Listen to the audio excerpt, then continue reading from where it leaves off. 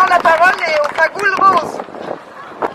Nous sommes des personnes féministes aux identités diverses, des transpédéguines, des bi, des asexuels, des queers et d'autres tordus en tout genre.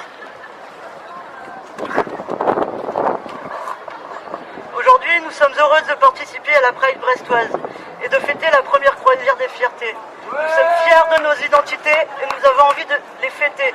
Mais nous sommes aussi là pour dénoncer l'instrumentalisation de nos combats tout en soutenant les personnes, les collectifs et notamment l'association Divergent qui, à travers l'organisation de cet événement, portent des luttes et des existences souvent invisibilisées. La fête, oui, mais la lutte aussi. Ainsi, il nous paraît important aujourd'hui de revenir sur les origines des Prides. Dans les années 60, à New York, il est interdit de servir de l'alcool aux homosexuels, de danser entre hommes ou de porter des vêtements du sexe opposé. Les descentes de police dans les établissements fréquentés par des personnes queer sont nombreuses, généralement accompagnées de contrôles d'identité, de rafles, de violences physiques et ou sexuelles. À Greenwich Village, quartier accueillant une large population homosexuelle, le Stonewall Inn est un bar tenu par la mafia, laquelle voit dans le public gay un filon rentable. Il est notamment fréquenté par celles et ceux qui ne rentrent nulle part ailleurs, drag queens, hommes efféminés, femmes trans, personnes racisées, jeunes pauvres, travailleurs, travailleuses du sexe. Le 28 juin 1969, des policiers en civil font leur entrée dans le bar.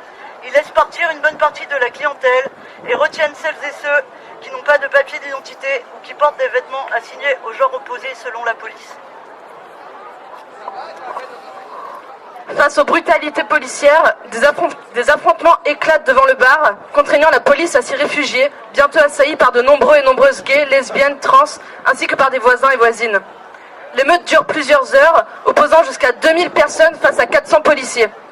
Les jours suivants, la foule continue à s'amasser devant le Stonewall Inn et les affrontements avec les forces de l'ordre continuent. Ces événements sont devenus un symbole des luttes d'émancipation gay et trans et sont souvent présentés comme le déclencheur des mouvements de libération LGBT qui ont fleuri au cours des années suivantes dans divers pays occidentaux. En juillet 69, soit quelques semaines après Stonewall, est créé le Gay Liberation Front, Front de libération gay à New York. Le 28 juin 1970, les premières Gay Pride sont organisées à New York et Los Angeles, commémorant l'anniversaire des émeutes de Stonewall.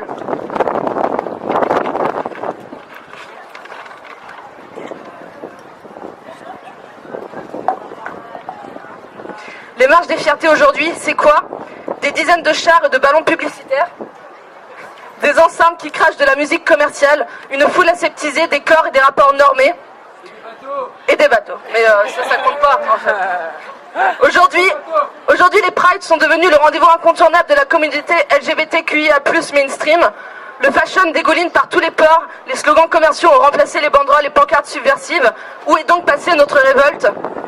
Nous sommes des meufs, des trans, PD, gouines et fiers, et nous entendons bien ne pas nous laisser gouverner par des principes moraux hérités d'un judéo-christianisme qui nous rejette toutes.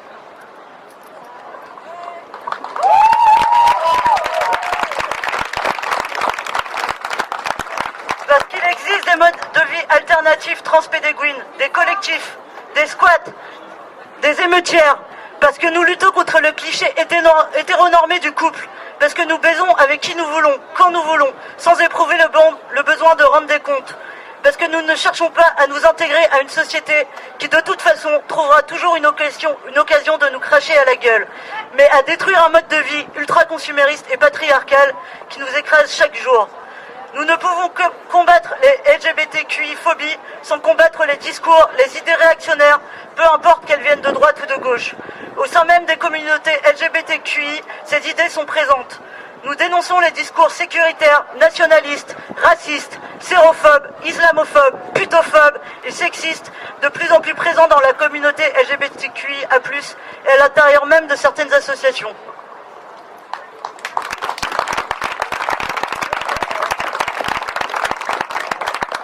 Nous ne sommes pas uniquement des personnes gays, lesbiennes, bi ou trans.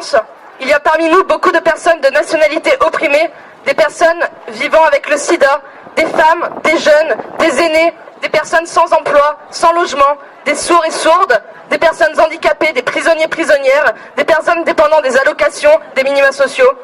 Nous dénonçons la politique raciste, sexiste, antisociale et LGBTI+ phobe du mouvement En Marche. La présence d'un cortège LGBT En Marche au sein des Pride est une honte. En Marche ne combat pas le racisme, il le renforce et déshumanise chaque jour un peu plus les migrants et migrantes. En Marche ne combat pas les LGBTI-phobies, il les cautionne en recyclant des opposantes aux droits des LGBTI. En Marche ne garantira pas l'égalité, il aggravera les inégalités par une politique ruinante.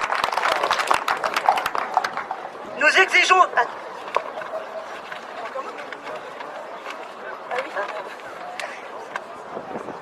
Il est pour nous inconcevable de partager des moments de lutte avec des personnes qui arrêtent, expulsent, mutilent, tuent nos compagnonnes de lutte.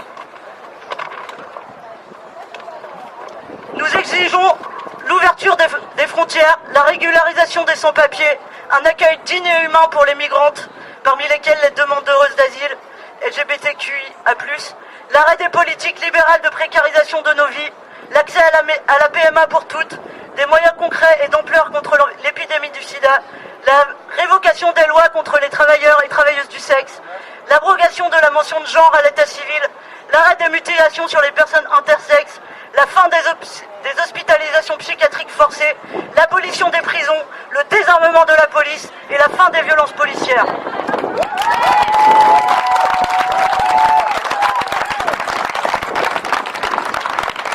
Aujourd'hui, nous voudrions apporter tout notre rage et notre soutien à toutes les personnes intersexes mutilées, toutes les personnes trans précarisées et psychiatrisées de force, toutes les personnes non binaires invisibilisées, tous les travailleurs et travailleuses du sexe, 2 ans après la loi de pénalisation des clients qui précarisent les TDS, toutes les personnes voilées ou non qui subissent le racisme dans leur quotidien, toutes les personnes en exil menacées d'expulsion et notamment à nos amis de l'ex-maison des mineurs. À Moussa, militant homosexuel à Aide, menacé d'expulsion vers un pays où il risque la mort et placé en rétention en France jusqu'à son procès le 12 juin. À tous nos potes anti-autoritaires expulsés violemment sur la ZAD et notamment au MTPG de la cabane non mixte. À toutes les personnes trans en prison contraintes à l'isolement forcé. À toutes les personnes arrêtées et emprisonnées ces derniers mois lors des mouvements sociaux. À tous les étudiants et les étudiantes mobilisés et expulsés des universités ces dernières semaines, et plus particulièrement à l'occupe de l'amphi de la fac Ségalin à Brest.